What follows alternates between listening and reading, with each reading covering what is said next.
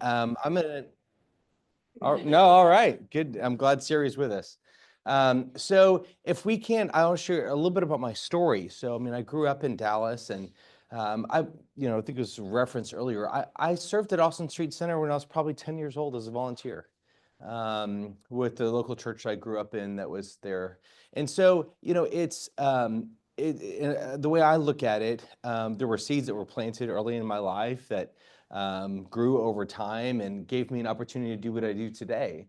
So I've been at Austin Street Center for 10 years, but my journey kind of builds up to that because prior to being at Austin Street, growing up in Dallas and married my high school sweetheart, and we have 4 beautiful kids.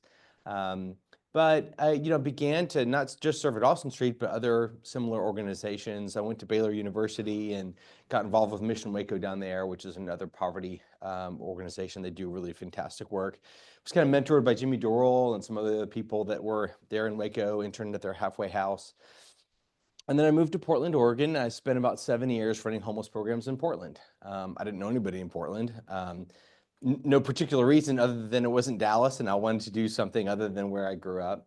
But I quickly, I had a very different kind of introduction into the work. It wasn't like I got a social work degree and then I, went to go work for an agency.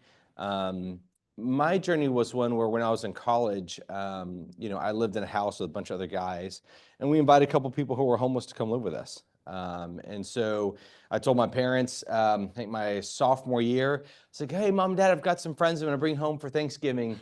And I just left the part out that they were homeless other than staying on our couch. And my parents were nice enough to allow me to do that. And we had a great Thanksgiving. And I think, it was a rough area. There was drug dealing in the neighborhood and there was a lot of needs. And I remember teaching a sweet older lady how to read who was in her late 60s.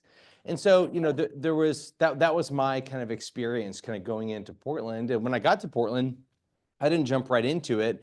I started off, to my parents' great disappointment, my first job out of college was working at Starbucks. And I would play hacky sack with homeless youth before and after work every day. And every time there was an issue of, hey, someone's in here, the establishment, and, they didn't buy coffee and they're kind of, just using the restroom and hanging out, they'd say, hey, Daniel, can you go take care of that person? Because most likely I knew who they were.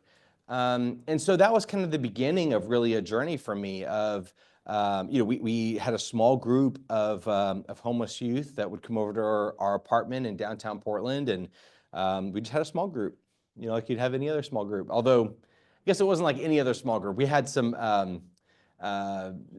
unusual experiences because there are people with untreated mental illness in our small group. There are people with active addiction in our small group.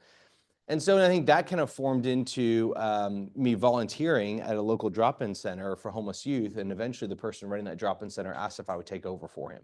So that was kind of my journey of kind of getting into the space. So 7 years in Portland, came back to Dallas, spent a few years in business, serving nonprofits, employee benefits, and commercial insurance needs before taking on this role. So that's been my journey.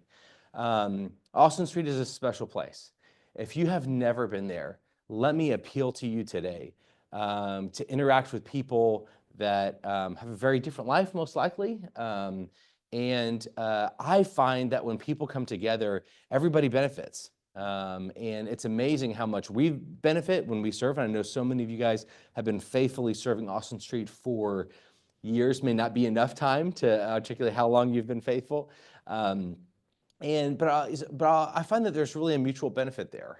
For me, I come most alive when I'm interacting with people with significant need.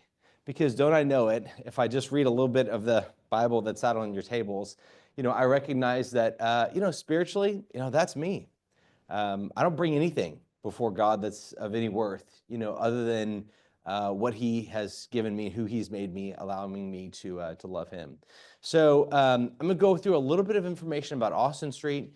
I'll talk a little bit about homelessness generally in North Texas for some context. And then, I'd love to have some kind of Q&A and just see if there are things that you guys have questions about based upon my presentation. How's that sound? Is that okay? All right. So let's see if I can do this. We're going to throw this open.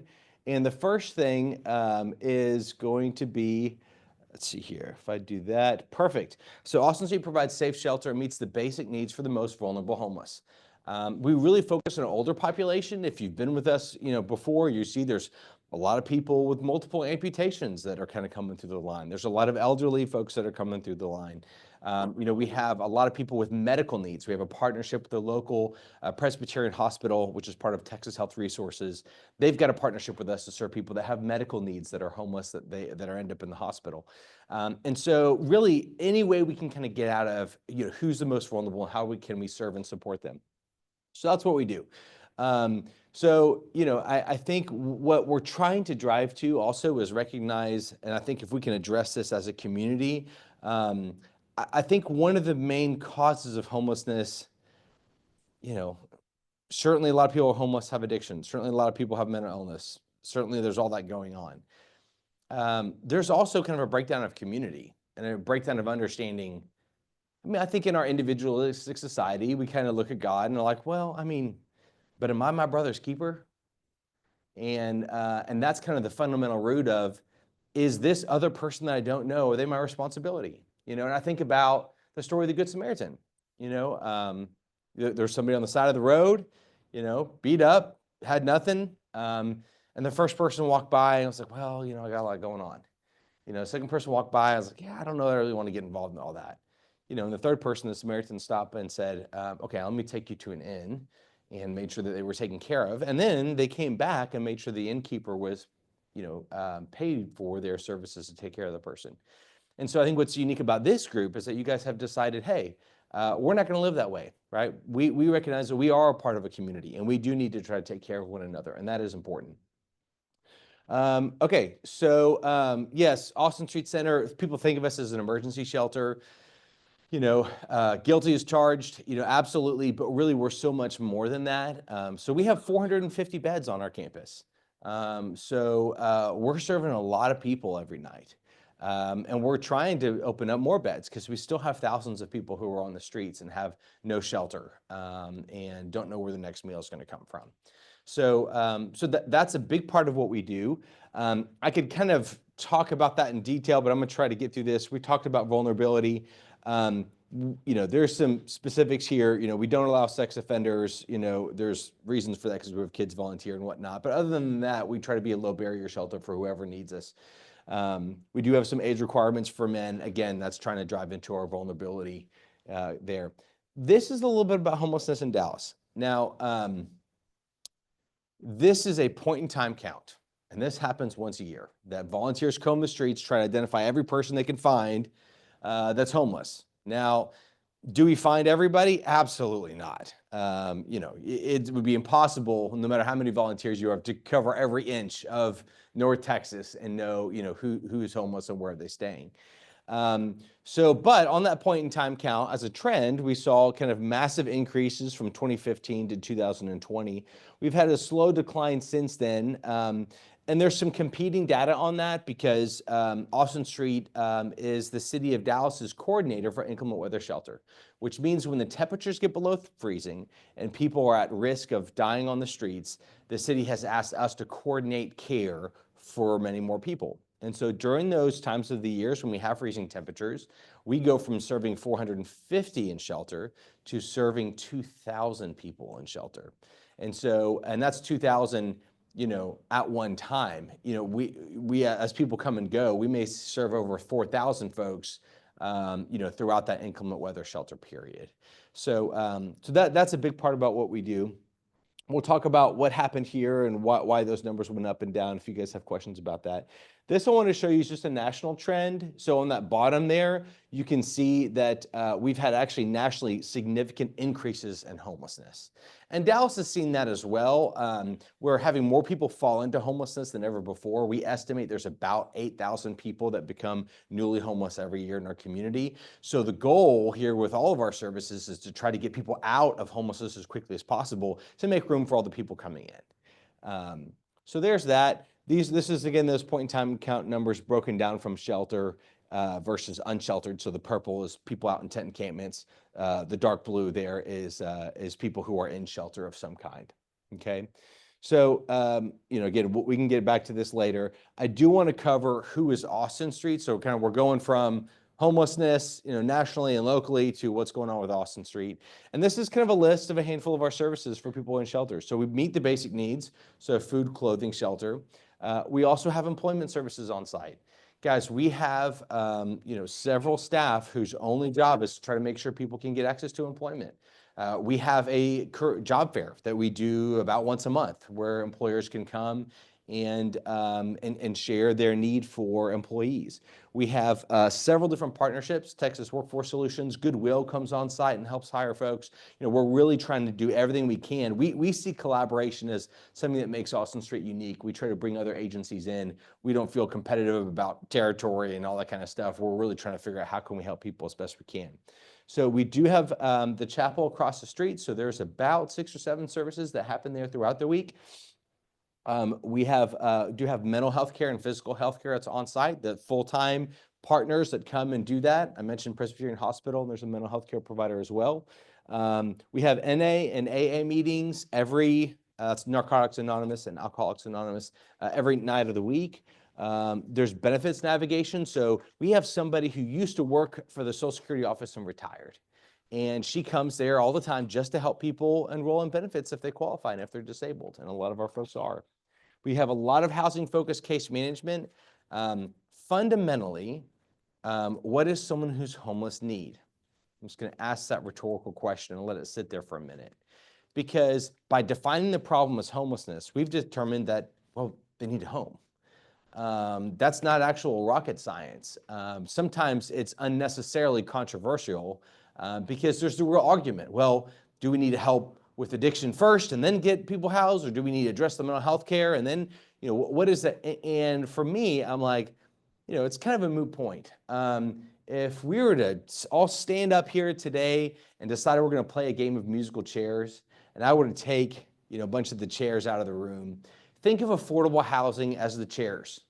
And if there's not enough chairs, then someone's going to be left standing.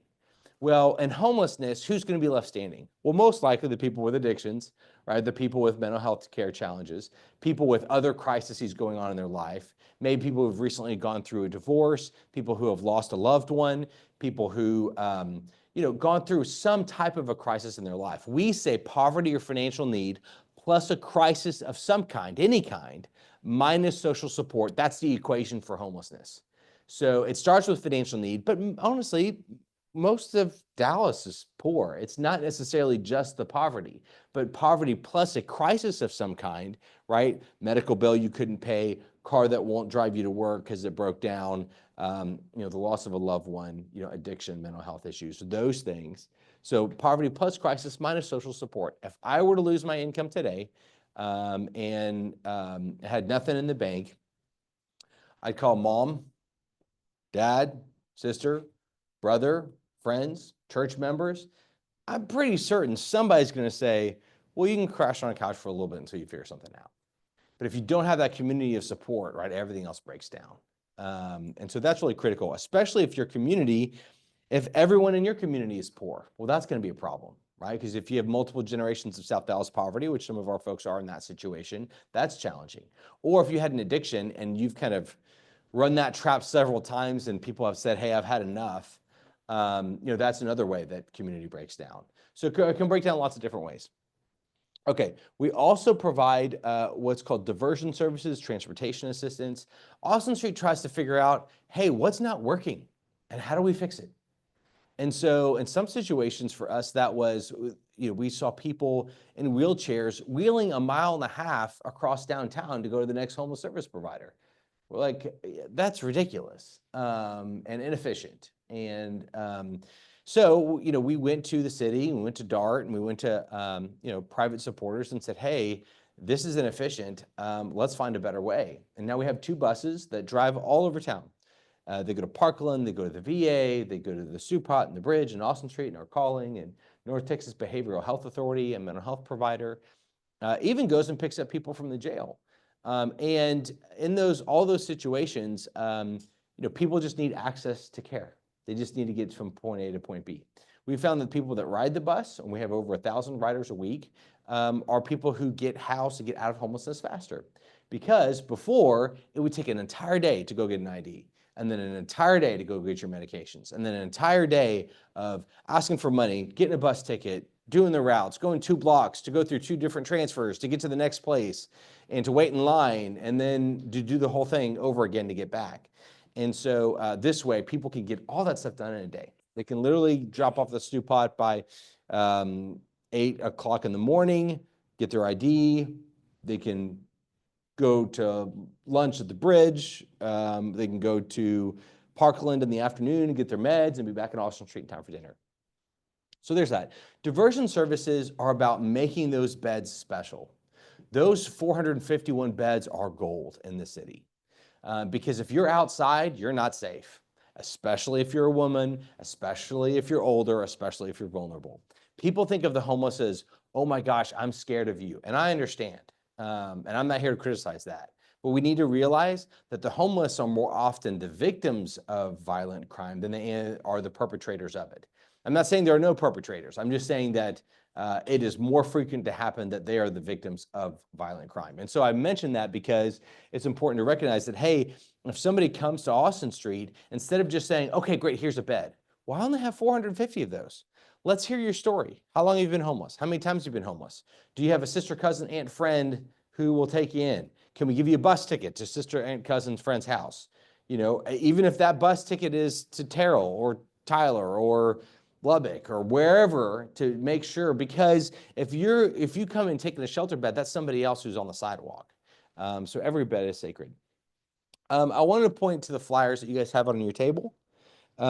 These kind of go through Austin Street Services, and it kind of lays it out in 4 steps. And the first step is engage. So the transportation bus I told you about, we have an outreach team. This is 3 people that go under bridges, they go in wooded areas, you know, they find out where people are and go engage them where they are. That's how people kind of get access initially to Austin Street. The second number here is assess. This is where we go through and figure out, okay, can we divert you by, you know, if say you got kicked out of your house because you weren't paying your fair share of groceries, and they said, hey, you know, we're not gonna let you stay here anymore. Well, if I give you $100 to Kroger gift card, can you go back to your place where they just kicked you out and say, can you give me one more chance, you know, and I'll fill your cupboard full of food? That's the kind of creative thinking we try to do. We also assess based upon our shelter intake process. So basically we spend an hour and figure out what's going on with you.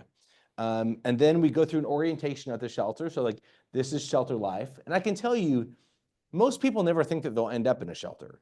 So when you show up and there's this big building, you don't know how it works, there are hundreds of people here, it's overwhelming.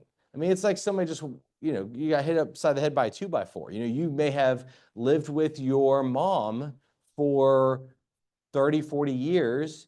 And sometimes we have a lot of this where people are taking care of their elderly parents. Their parents pass away and they don't know how to pick up the pieces from that because they never really lived on their own. So there's that. And then we have the number 3, which is empowerment. These are our real supportive programs. So we have programs for like women who have been victims of physical or sexual victimization, which happens very often on the streets. This is not so much people are like, hey, 2 people got in a conflict in their home and it was unsafe and they left. That's usually domestic violence shelters. This is more like, hey, the person in the tent next to me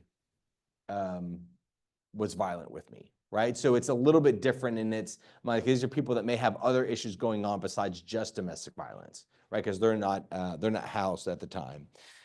We have the medical program that I mentioned, which is where you know, Texas Health, you know, is going to send us folks that are in their hospital that are homeless.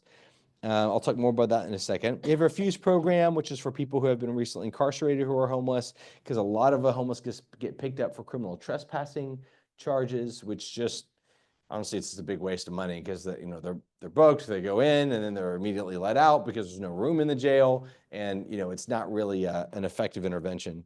And then our program for mental health care, which is HCC. So the next one here on the back is number 4, and this is really our long-term goal for everyone, which is to get out of homelessness and into a permanent home. So that may be rental assistance or some other type of way that we can transition people out. But this kind of gives you an overview of all of Austin Street Services. So what does that look like? Well, every year in the shelter, those 450 beds, we'll have 2,399 people. This is, I think, 2023. So every year, it's always about there. It's been as high as 3,000. I think it's been as low as 2,000 year over year, the number of people that are served in shelter. So, remember, every bed is just for one person, right? That bed is turning over several times throughout the year. In 2023, we had housed 551. I think the following year was 511. So, for us, that's victory. If someone is able to move into a home and we're able to make sure they can sustain that, usually between 75 to 95, it's changed based upon whether or not they have a lot of intensive mental health care or other needs versus not. If it's closer to the 75 or closer to the 95. But what I'm saying is that most everybody, regardless of the circumstance, once we house them, stay housed. So we'll check on them 2 years later, and those are those numbers. In order to get that many people housed, we had to have 22,000 case management sessions where someone is meeting with them one-on-one saying, how's the progress going? How can I help you? So that's really important. And back to you guys, that wouldn't happen if it wasn't for the 17,000 hours of volunteer service that we have every year. And we have over 415 job placements, so we get a lot of people hired. Okay, I wanted to highlight the medical respite program real quick, just so you have some context for it. I mean, essentially, we had a third party come and evaluate the program, and for every $1 spent on the program, we saved the hospital $5. We tracked 9 individuals that the hospital had sent us, saved the hospital $1 million on those 9 people. Because one night in the hospital, I mean, I don't think any of you guys gotten a bill from the hospital, but it's not cheap. And that, for all of our folks, they may be required to care for them as a hospital system, but they're not paying. They don't have any money. So that's uncompensated care that gets rolled into everyone else's prices. But the hospital's got nowhere to send them, right? Because usually when you discharge from the hospital, it's saying, hey, you need to be discharged. We're going to send you to home health care. Well, how does home health care work when you're sleeping on the sidewalk? It doesn't, right? Your wound gets reinfected. Your mental health, deteriorates. Whatever the issue that brought you into the hospital, just gets worse. So we told the hospital, hey, send them to us, right? You guys do what you do well, right? We don't want to be a healthcare provider. You provide nurses on site, and we'll make sure these people are taken care of. And it's been great. So there's that program. Gives you an overview of that. This was, again, the chart I was showing with you about the cost savings, so I'll skip over that. I do want to talk about how people get involved, and you guys already do this wonderfully. There's always more opportunities to get involved, so I think we're enormously grateful. The meals that we serve, there's another shelter in town. Their food budget is twice our food budget, and we're larger than they are. Why is that? It's because of you guys. It's because of all the different churches and community partners that say, hey, we want to come and help serve. We want to come and bring a meal. We want to come and help you with this in this area. And so this is a significant part of really how Austin Street started, because Austin Street started with, hey, we got a roof over people's heads, but we don't know how to do this. And it was the churches that came together and said, hey, we're going to make sure that that our neighbor is cared for. We're going to love our neighbor. And so we have only 12% of breakfast, but closer to about half of lunches, and almost every dinner is covered by a volunteer service group, right? So it's essentially half of all the meals. 28,000 meals each month, 336,000 meals a year. In terms of individual opportunities, if anyone has some vacant time, let me invite you to come and be with us, because we would love it if you would help pass out clothing items. If you would, guest services assistant is that main desk that if you serve there, the meals service line before you. And so people are passing out things like people going to take showers, and we're passing out towels and shampoo and stuff. People are coming by, with questions and needs. And so we have people help with mail. So there's a lot of everyone who's staying with us, they have to get their mail, especially if they're going to write down an address for an employer. They're going to have to, receive a place to receive their ID and all that kind of stuff. And so we have to do mail for everybody. So that's another opportunity. The Welcome Center, when someone first comes into the building, in that lobby area. If you've been with us before, you may have seen it. And that lobby is a place where every person has to check in because we need to know exactly who's in the building. The cool part about that job is you get to know everyone's name. And so then you're not just, I mean, it's one thing to drive by the side of the road, see someone flying a sign, right? You see their face, you see what they wrote down. That's another thing, as you guys know, to come serve and to look somebody in the eye, and to realize, hey, how different are we really? And it's even another thing to greet them as they come in and say, hey, Joe, how's your week been? And so those little things can be really meaningful to people. Okay, meal service. Okay, donation sorting. We need so many donations. We have an Amazon wish list. We always have items posted on our website of the most recent needs. A lot of times we'll post on social media what the most current needs are. And so oftentimes, I mean, men's pants, XL, double XL, triple XL shirts are really needed. Tennis shoes for sure are a big thing. So all those would be some, and frankly, fresh, clean underwear. And we have a lot of socks right now. Socks are a very popular item, but we're doing pretty well right now. So those are some other areas where people can get involved. I do want to mention our upcoming luncheon, which is kind of our big fundraiser that we do every year. I had a donor underwrite the cost of the luncheon, so everything that we raise goes directly to the mission. And Edward Norton's an actor. He actually started before being an actor, he worked for I believe it was his father-in-law, who was an affordable housing provider. So he worked on these buildings and these tenants that many of our clients. So he's going to come and share with us. It's going to be a lot of fun. Love to have you join us. It'll be at the Hilton Anatole. So there is the overview of Austin Street and homelessness. I know I've got probably about, well, at least 10 minutes. I would love to see any questions you have about homelessness, about my own personal story, the faith element of what we do, whatever comes to mind. So are there any questions? Yeah. I have a question. We kind of talked about it before, when it was just the two of us here. What are the kind of headwinds that any shelter would be facing these days? I mean, things are changing constantly.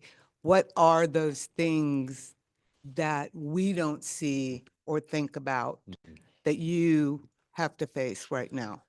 Well, I was going to put this on social media. I haven't done it yet. I post a lot of stuff personally too that's not on Austin Street's account, but the political environment has been absolutely just bonkers chaos. And that's not to speak, I can speak negatively equally on both sides of our government, regardless of kind of who's in office. But there was a law that was suggested in the state of Texas that was going to require the closing of any homeless service provider within a certain number of feet of a school. We would have had to close down. We literally got days away because somebody came up with a law because they were mad about a specific homeless shelter that was in Austin. But they just threw on a random made up number of feet, and without thinking through the implications of it. Literally was going to close down almost every homeless service provider in Dallas. And we would have been, I literally would have had to exit because you were fined $50,000 a day until it was in compliance. So I would have literally had to kick 450 people out immediately to the streets if this law had gone into effect, and we only were a couple weeks away from it going into effect. It went all the way through, if you follow legislation, what's called calendar committee, which is when it's going through all the process, and they're putting it on the calendar at that point in time for a vote. So that's the very end of it before it ended up getting killed. So that type of thing is certainly an enormous challenge. And I'll say too, transition in general is challenging. So anytime that there's big changes and funding, and frankly, I think it's also reflective of our cultural environment of, I think for a long time, people in this room may be very compassionate to people that are in need. It's also increasingly common for people to just be frustrated. right?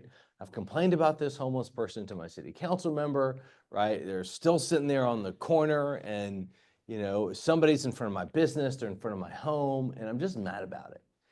And hey, I get it. I'm not here to criticize that, although I am here to say people really worry about, hey, I don't want affordable housing or I don't want services in my backyard. And my comment is like, hey, if you don't want them in your backyard, they're going to show up on your front lawn. I mean, there's no avoiding it. You know, these people are here, and you know, you have to decide what you believe. You know, do we need to lock everybody up? Do we need to provide, you know, services, you know, compassionately for people that are in need? What are we going to do? Because this is the environment, the world that we live in. And especially with the cost of housing, there is a statistic that a $100 increase in median rent increases homelessness by 9% in any geographic area in the US. So if you look at what's happened, if you've seen your taxes go up, right, then what that's saying is like, hey, cost of housing is going up. That means, remember back to the musical chairs analogy, that means there are less musical chairs available for people to sit in. And a lot of times, a lot of the older units, you know, the Class C apartments where, you know, they're kind of, you know, run down, they're being bought, demolished or renovated, you know, and the rents being increased, you know, sometimes substantially, which has been challenging because then we have one person at Austin Street whose only job is to find apartments where we can send people. That's all that they do, is build relationship with landlords so that way if we send somebody there and they're like, you know, I don't know, they drew on the wall or whatever happened, it's like, okay, well, we're going to work with you to make sure that it's done right by you. And we've even had situations where we found other, not Austin Street money, but other funders who will pay landlords to make sure that, hey, you know, we want to make sure that your property safe. We want to have good relationship with you. So what can we do to make right by you? So there are times when I've had to teach people, or our staff has, things as simple as like, well, this happened on Friday. I'll tell you what just happened.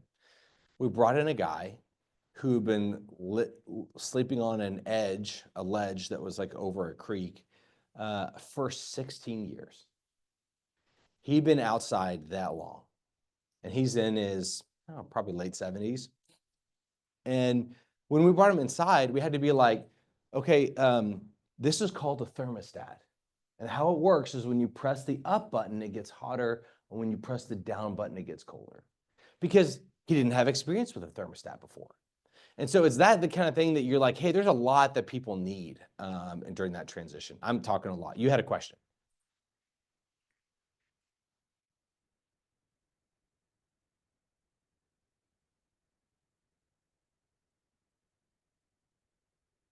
Yeah. Transitions. Yep. Yeah. All pretty much in apartments in South Dallas, is that? We will, any place that that we can find that will rent to them that's at a price point they can afford for whatever job we're able to help them get, you know, then we'll do that. So yeah, so a lot are in South Dallas, sure, but you know, they're really all over North Texas. We've sent people to Mesquite and Irving and Garland and North Dallas, and you know, I'll tell you, we have one of my favorite people in the world. She's so sweet. She's in a wheelchair and she's always so nice. She moves into my neighborhood. There's an apartment complex not too far away. And I told her, I was like, hey, I hope I see you at the grocery store, you know, because she's just a fantastic person. And I can't think of a better neighbor, you know. And so I'm here like, I get frustrated when people get frustrated about like, hey, I don't want, they'll say, you know, these people, or who are these people, you know, and because I can tell you from the relationships I built at Austin Street is they're just like everybody else, you know. So yes, so it depends on how they get into housing. So we have one program is called Rapid Rehousing, and essentially that's federal money. So this is money that, if you saw the recent Trump announcement that said he wanted to realign funding or something like that, that money is at risk at this point in time based upon the language. Now, we don't know because that was an executive order. Like this is, you know, Congress appointed funds. So Austin Street doesn't, it doesn't really pay for our shelter, our work or anything like that, but it is rental assistance we tap into.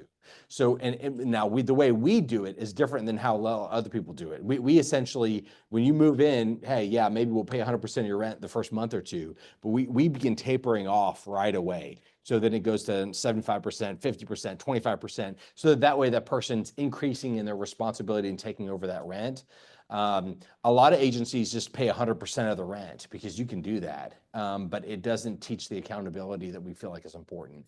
And so that's different how we do it. So there are rental subsidies. There are vouchers, which is probably what you're thinking of, where people pay 30% of their income. Current voucher wait list is like 2 years long. So it's really not practical. And so there's not a lot of people that get that deal.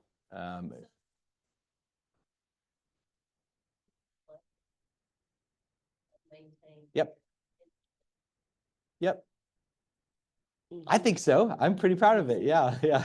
Yes, Betty. Daniel, what is the percentage, if you have any idea, of how many of the people at Austin Street are working? Uh, I'm always surprised when they come in from work in their uniform or their name tag, or it Yeah. seems high. It is over 40%. Awesome. Yeah. So almost people half of our folks go to realize work every day. And that's, look at our population, like most of the folks there are disabled. So I think it's pretty remarkable, you know? And I'm always amazed. I remember this one day, there was a guy and he had one leg.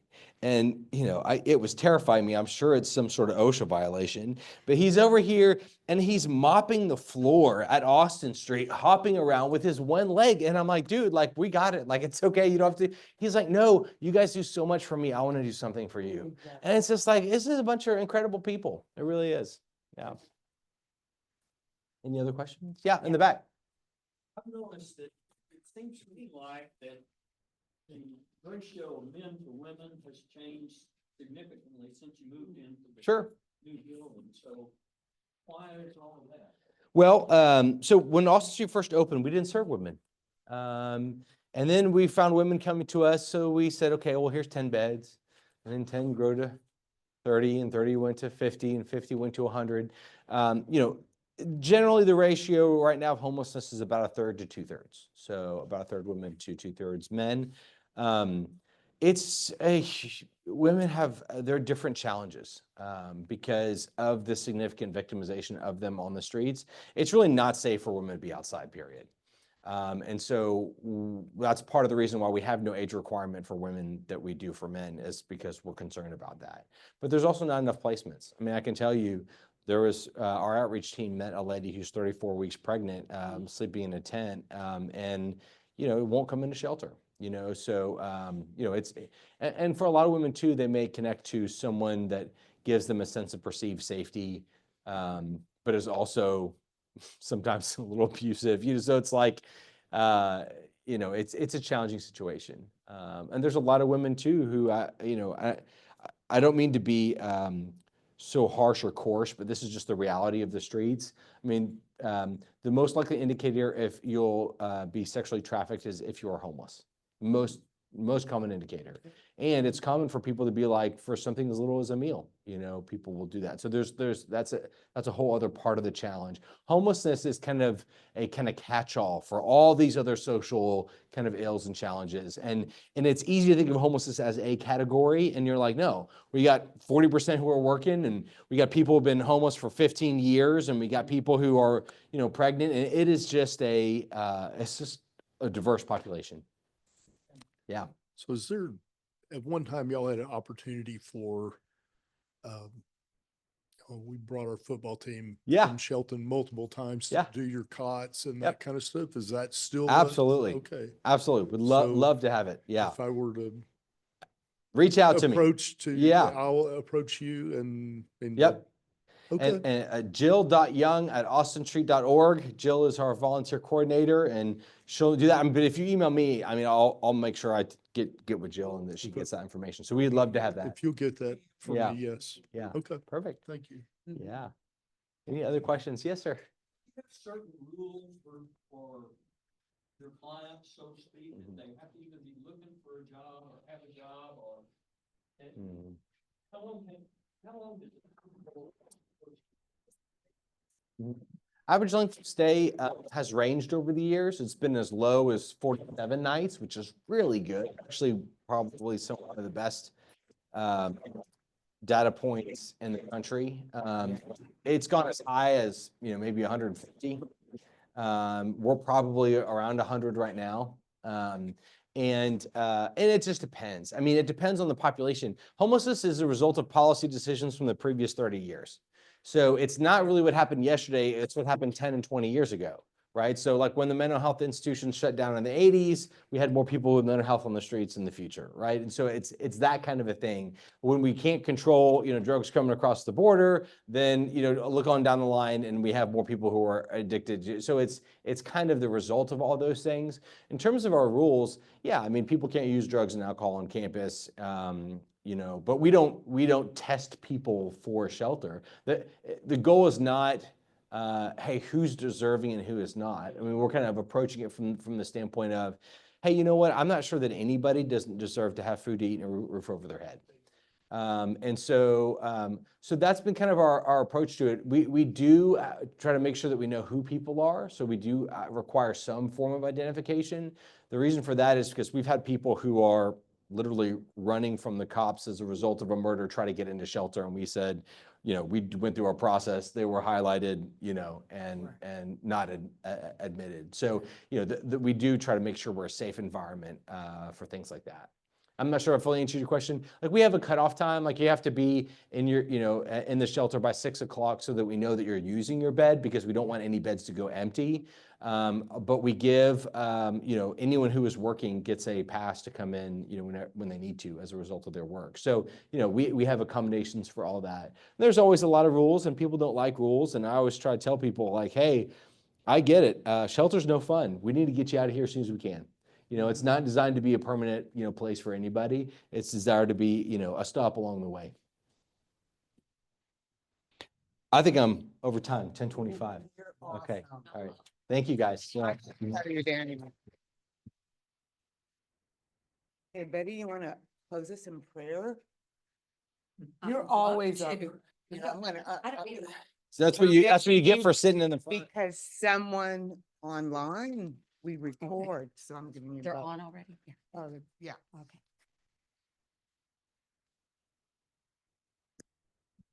Pray with me, please.